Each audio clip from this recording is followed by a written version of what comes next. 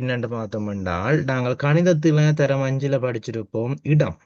அதாவது எந்த இடத்தில இருக்குது. உதாரணத்துக்கு நாங்கள் வசிக்கல ஒரு இந்த இடத்துல நாங்கள் இருக்கிறோம் என்று சொல்ற மாதிரி எந்த இடத்தில இந்த பெருமானம் காணப்படுது.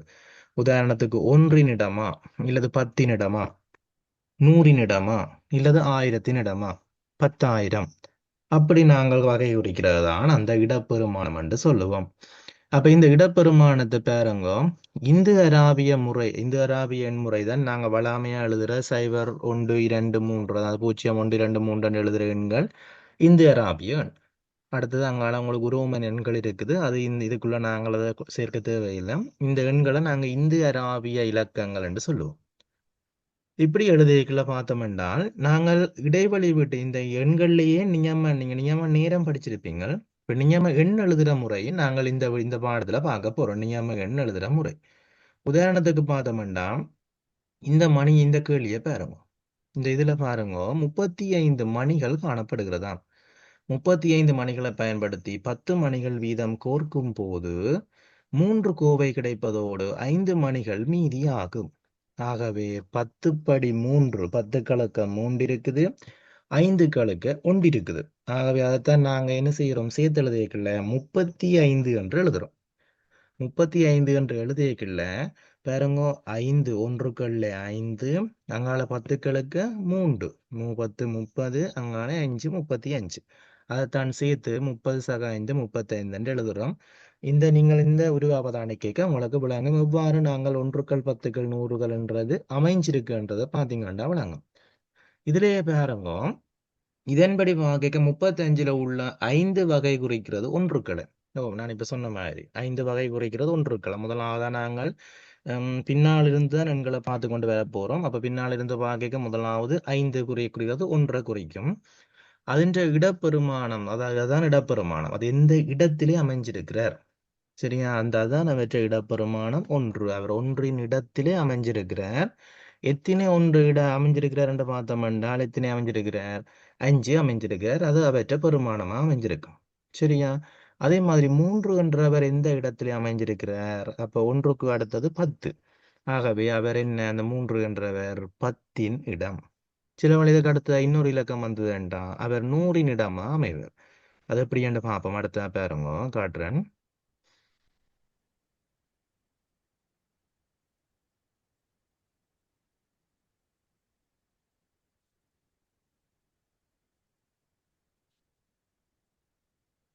இதுல உங்களுக்கு தெளிவா தெரியும் பாருங்க, ஒரு எண் சட்டமும் தரப்பட்டிருக்குது. அதே மாதிரி 35 என்ற ஒரு இலக்கத்துல சதுர குறியீட்டுல பாருங்க, ஒன்றின் இடம் அதுதான் என்ன செய்யுது, 5 குறிக்குது. 35ல வர 3 10 இடத்தை குறிக்குது.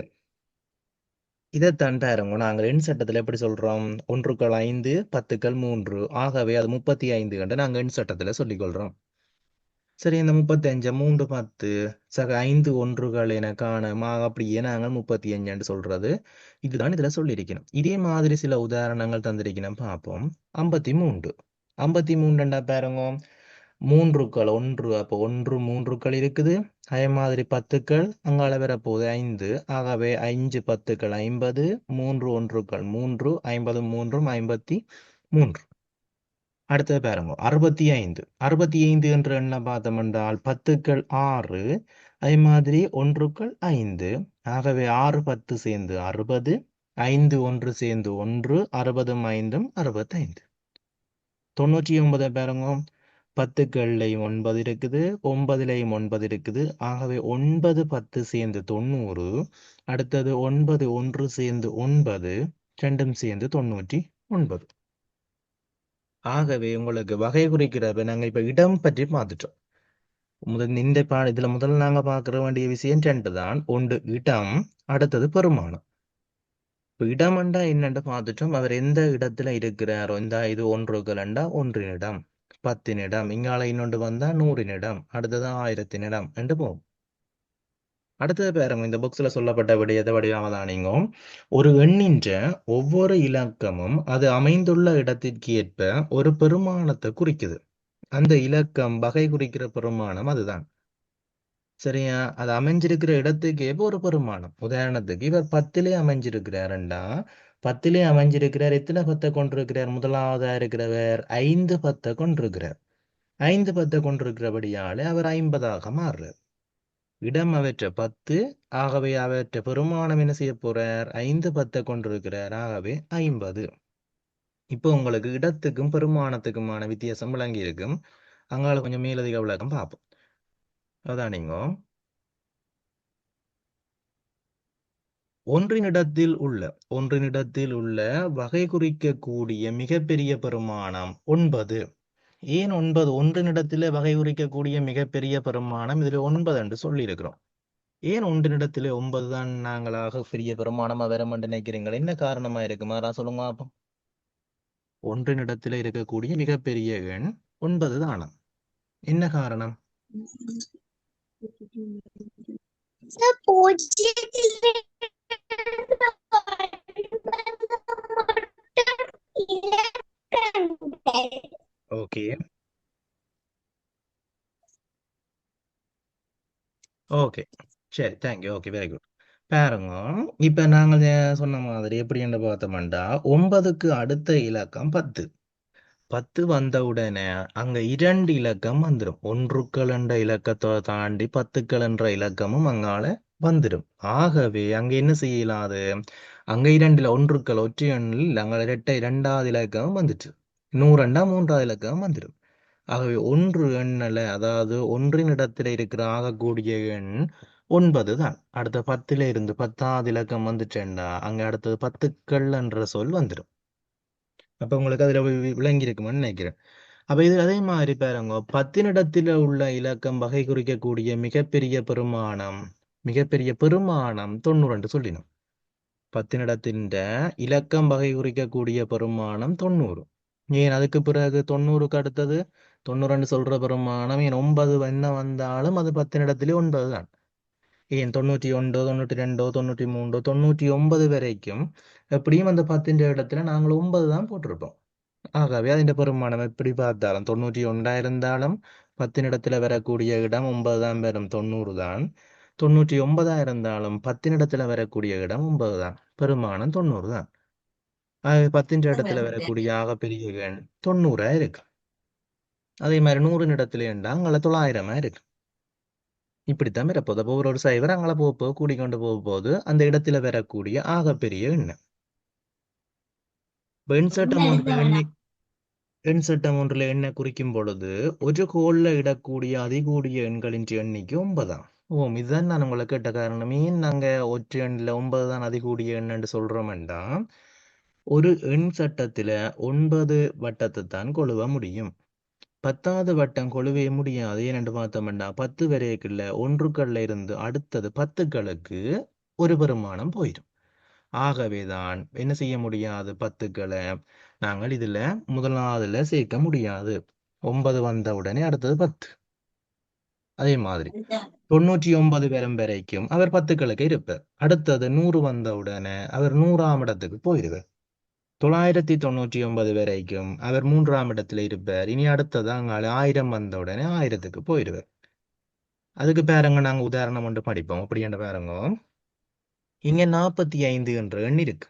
45 என்ற எண் இருக்கு.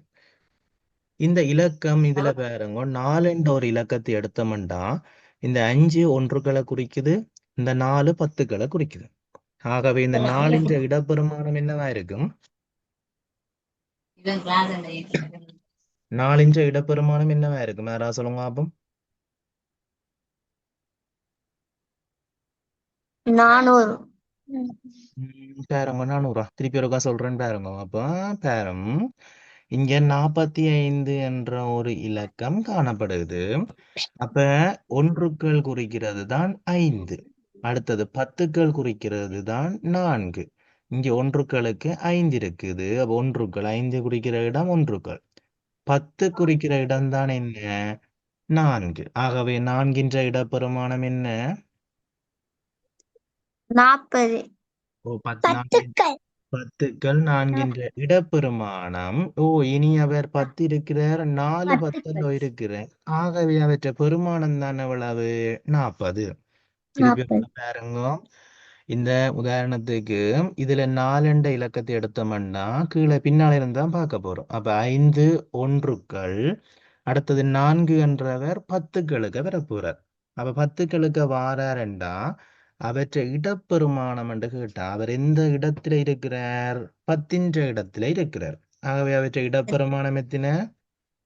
10 10களோ அல்லது 10 இடம். இனி அவர் வகை குறிக்கிற பெருமானம் என்று கேட்டால் அதுக்கு பிறகுதான் பாருங்க, அவர் 4 இருக்கிறார், 10களுக்கு இருக்கிறார். ஆகவே 4 10 சேர்ந்தா 40. அவற்றை வகை பெருமானம் 40. அதே மாதிரி இரண்டாவது உதாரணத்தை பாருங்க. 45 என்ற ஒரு எண் தந்திருக்கு. இந்த 45 என்ற எண்ணில இங்க இலக்கம் 5 தான் எடுத்திருக்கணும். அப்ப இலக்கம் இஞ்சி 5 எந்த இடத்துல இருக்கு சொல்லுங்க. அப்ப 1ல இருக்கா 10கள்ல இருக்கா? ஒன்று 1. Okay, very good very good. என்ன காரணம் பாருங்க, இந்த இதுல 45ல முதலாவது ஒன்றுக்கள், அடுத்ததுதான் 10கள். ஆகவே 5 இருக்கிறது ஒன்றுக்களுக்கு இருக்குது. ஆகவே அப்ப 5ன் இடப்பெருமானம் எத்தனை? ஒன்றுக்கள். ஓ, இனி 5ன் பெருமானம் பாருங்க, ஒன்றுகளுக்கு 5 இருக்கிறார். ஆகவே ஒன்றுகளுக்கு 5 இருக்கிறபடியால அவற்றை பெருமானம் எவ்வளவு? 5 ஓ, வெரி குட். ஓர் 5 5. அவ்வளவுதான் விஷயம். இப்ப பாருங்க, கடைசி கேள்வியையும் பார்ப்போம். இதுல கடைசி உதாரணத்தையும் பார்ப்போம். இங்க 30 என்ற எண் தந்திருக்கணும். சரியா? இந்த 30 என்ற எண்ணில இலக்கம் 0 தான் தெரிவு செஞ்சிருக்கணும். இலக்கம் 0. ஆகவே ஒன்றுக்களின் இடத்துல இருக்கா 10களின் இடத்துல இருக்கா? ஒன்றுகளினிடம். Very good. கீழே பின்னால் இருந்தா நாங்க பார்க்க போறோம். ஆகவே 0 ஒன்றினிடம், அடுத்தது 3 தான் 10னிடம். ஆகவே எங்களுக்கு 0த்தை கேட்டபடியா இடப்பெருமானமாகவே எத்தனை? ஒன்றுக்கள். ஓ, 0 எங்களுக்கு நாங்கள் எத்தனை 0 இருந்தாலுமே 0த்துக்கு பெறுமதி இல்லை. ஆகவே 0த்தின் பெருமானம் எத்தனை ஆண்டு வரும்? திரும்ப 0 தான். அதத்தின் பெருமானமும் 0 தான். இப்ப உங்களுக்கு இந்த 3 உதாரணத்துல உங்களுக்கு இந்த 2 விடயம் விளங்கி இருக்கு நினைக்கிறேன். ஒன்று இடப்பெருமானம், அடுத்தது அந்த இலக்கம் வகை குறிக்கும் பெருமானம்.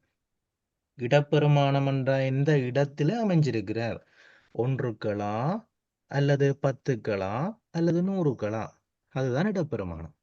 வகை குறிக்கும் பெருமானம் என்றா அவர் எத்தனை இருக்கிறாரோ அத்தனை ஆளு பெருக்கி விடுறார். உதாரணத்துக்கு இவர் 4 என்றா 10களுக்கு 4 இருக்கிறார். ஆகவே 14. அவருடைய பெருமானம் எவ்வளவு? 40.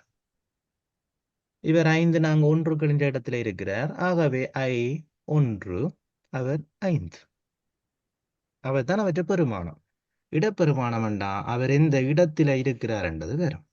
இதுல யாருக்கா டவுட் இருக்கா? இல்ல சார்.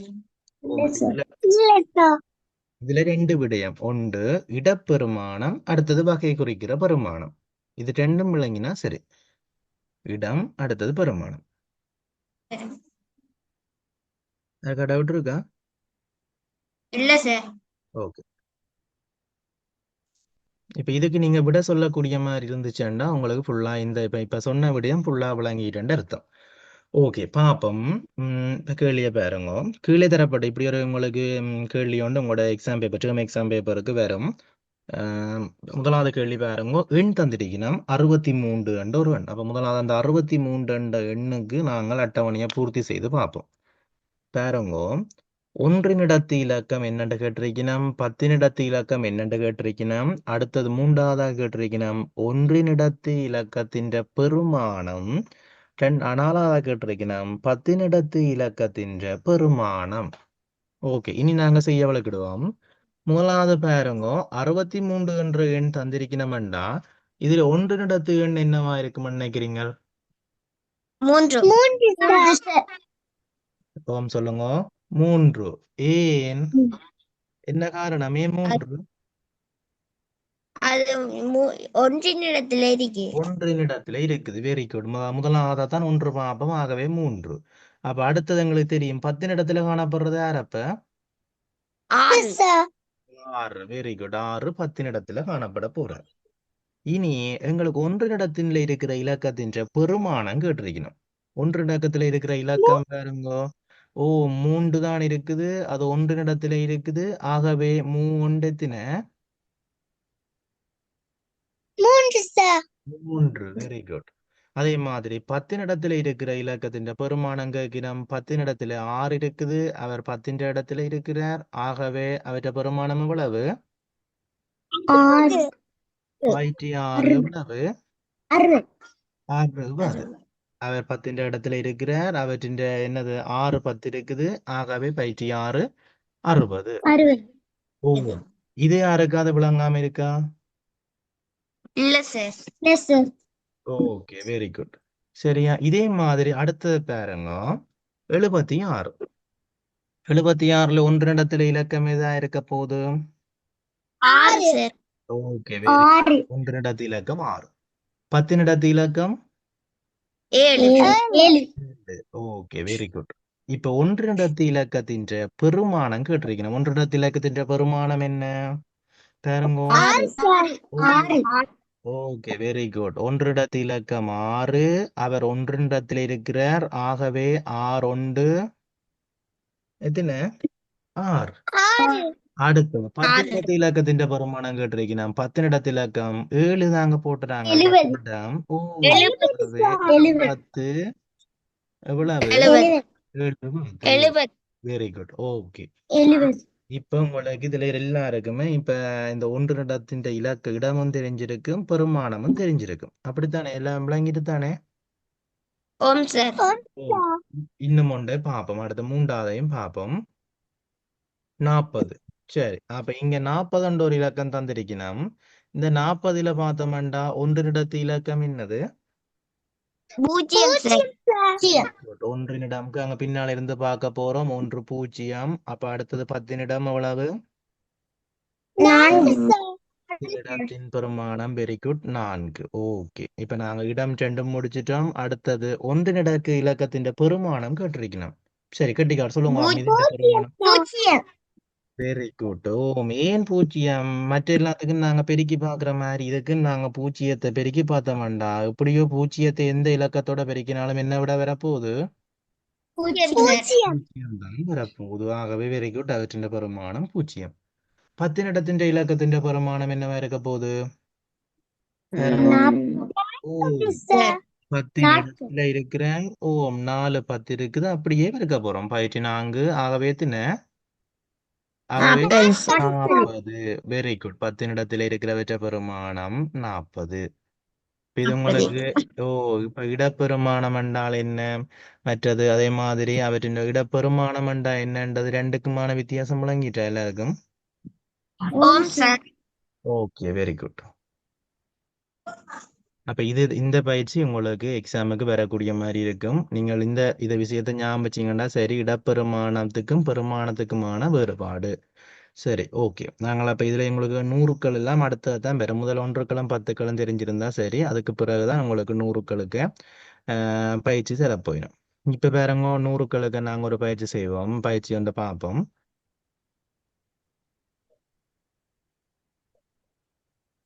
ஓகே, 100க்களுக்குரிய இலக்கத்தின் பயிற்சி ஒன்று இதுல தரப்பட்டிருக்குது. சரியா பாருங்க,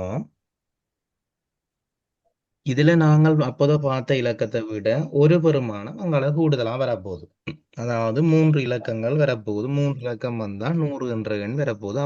அப்போதை நாங்கள் கண்ட அந்த பயிற்சியை போலதான் எங்களுக்கு இதுல பெரிய வேறுபாடு இல்லை. அப்ப எண்ணின்ற 3 பெருமானத்தை கொண்டதுல நாங்கள் என்ன செய்யலாம்? நேரடியாகவே உதாரணத்துக்கு ஒரு எண்ணை பார்ப்போம். 245. இந்த 245 என்ற எண்ணை பார்த்தோம்டா, இதுல ஒன்றுக்கள் என்னன்னு தெரியும் உங்களுக்கு? ஒன்றுக்கள் என்ன? 5. இருக்கிறது. Very good, 5. அதே மாதிரி 10 இடத்துல இருக்கிறது என்ன? இதுல 4. 10 இடத்துல 4 இருக்குது. அதே மாதிரி 100 இடத்துல 2. 2 இருக்குது. இப்ப இங்க மேலதிகமா 100 இடம் என்று சொல்றதுக்கு ஒரு இலக்கம் இங்க மேலதிகமா வந்திருக்கிறார். அப்ப அதுதான் எங்களுக்கு இங்க வந்திருக்கு. இனி நாங்கள் அந்த 100 இடத்தை வச்சுக்கொண்டு எங்களுக்கு பேரவங்க செய்யலாமான்னு பார்ப்போம்.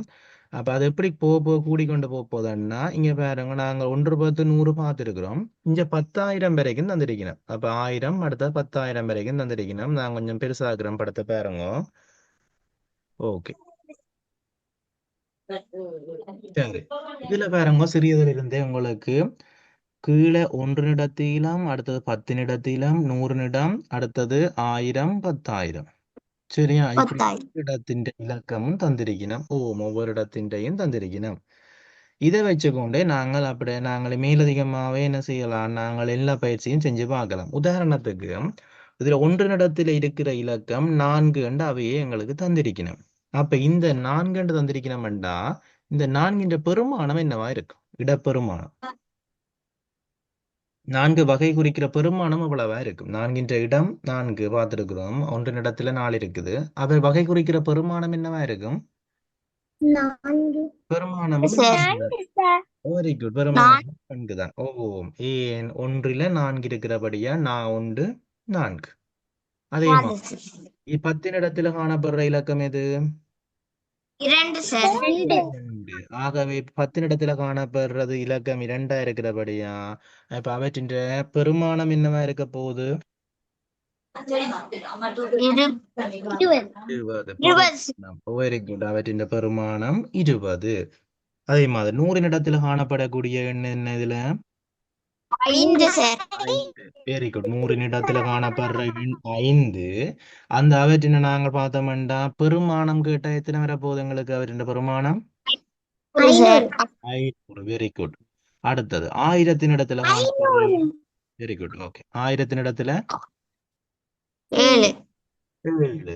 ஆகவே அவற்றின் பெருமானம் 7,000.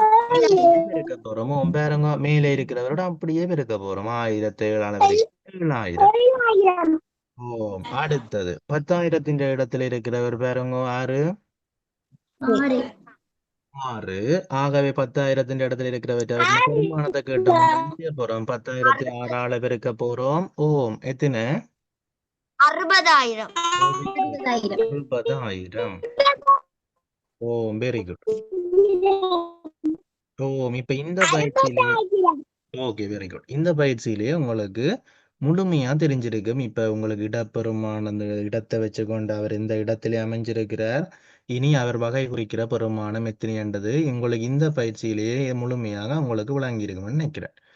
ஓகே, இனி நாங்கள் நேரடியாகவே உங்களுக்கு இதுல பயிற்சிகளை என்ன செய்யலாம், போகலாம். ஓகே, இப்ப பாருங்க ஒரு பயிற்சி ஒன்று இதுல தந்திருக்கணும். இந்த பயிற்சி உங்களுக்கு சொல்லக்கூடிய மாதிரி இருக்கான்னு பார்த்தோம்டா சரி. முதலாவது பயிற்சி இது உங்களை விளங்கிட்டேன்டா நாங்கள் இப்ப பார்த்த விடயம் விளங்கிட்டேன் அர்த்தம். ஓகே, பாருங்க இதுல ஒன்றுக்கள் காணப்படுது, அதே மாதிரி 10கள் காணப்படுது, அடுத்தது 100கள், 1000கள். ஆகவே அடுத்தது கடைசி என்ன? 10,000 வரைக்கும் காணப்படுகிறது. Very good. 10,000 வரைக்கும் காணப்படுகிறது. அப்ப இந்த இலக்கம் யாராவது வாசிக்கக்கூடிய ஆட்கள் இருந்தா சொல்லுங்க, வாசிங்க அப்ப கட்டிக்கார. இந்த இலக்கம் என்ன இலக்கம்ன்றது வாசிக்கும் முறை, இந்த இலக்கத்தை வாசிங்க அப்ப இது என்ன இலக்கம்ன்றது முழுமையாக? 9,000 படியா பாருங்க. 9,000 1000 வரைக்கும் இருக்குது. படியா பாருங்க அப்போ 99,609.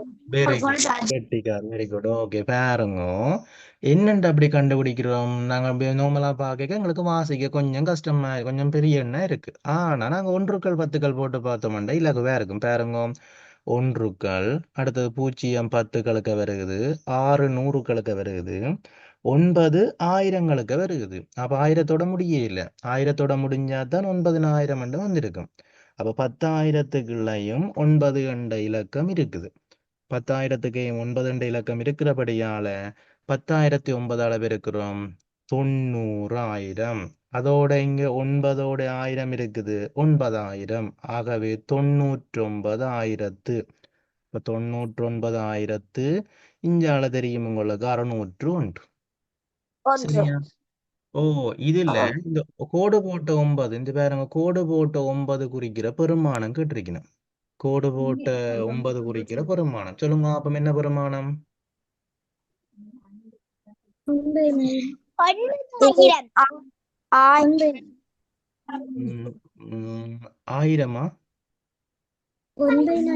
வகை குறிக்கும் பெருமானம் கேட்டிருக்கணும். இடப்பெருமானம் கேட்கல, பெருமானம். எந்த பெருமானம் இருக்குது அவற்றின் இடம் இந்த கோடு போட்டு 9 கோடு போட்டு கீழே கோடு போட்டு 9 பாருங்க 2 9ல ஒரு 9 தான் கோடு போட்டிருக்கு அந்த 9 தான் கேட்டிருக்கணும் வகை குறிக்கப்படும் பெருமானம்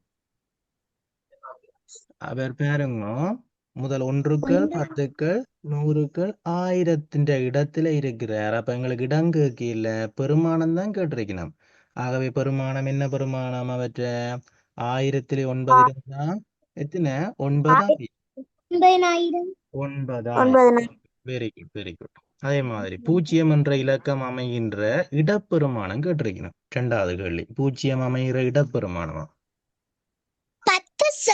10கள் வெரி குட் அடுத்த கேள்வி பூஜ்ஜியம் என்ற இலக்கம் வகை குறிக்கிற பெருமானம் மூன்றாவது கேள்வி